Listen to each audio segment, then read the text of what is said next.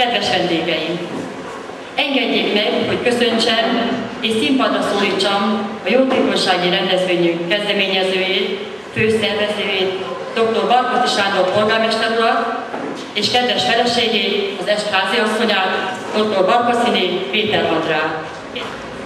A 3 kút az egy picike település, a Békás-szorostól 15 kilométerre délkeletre, 166-an lakják a települést. Egy folyó megy át a völgyön, annak a jobb partja, ott 9 román lakik, a bal partján 166 magyar. Összesen 9 iskolásuk van. A tanárnő Imre Anna, ő szervezi az egész gyűjtést, elmondta, hogy 14 óvodásuk van. Tehát nem sokára 23 iskolásuk lesz.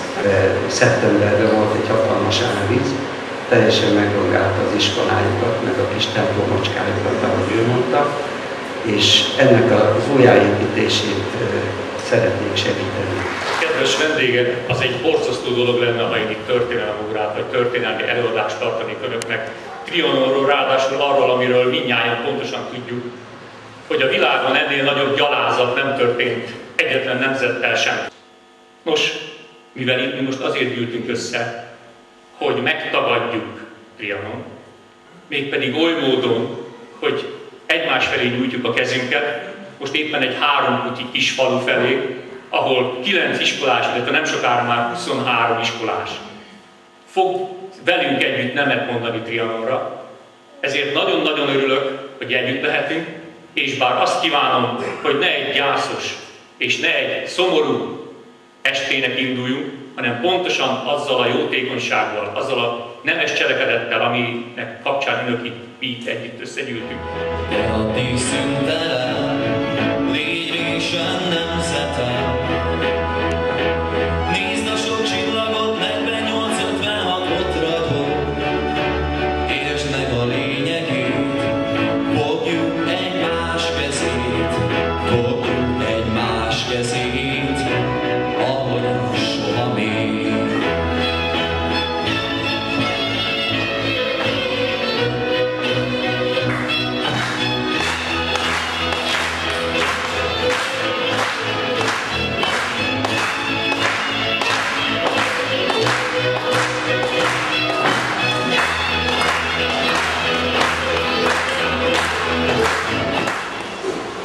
Templom és iskola közt én is futkostam egykoron, s hűsítettem a templom falán igyulat gyermekkomlokon.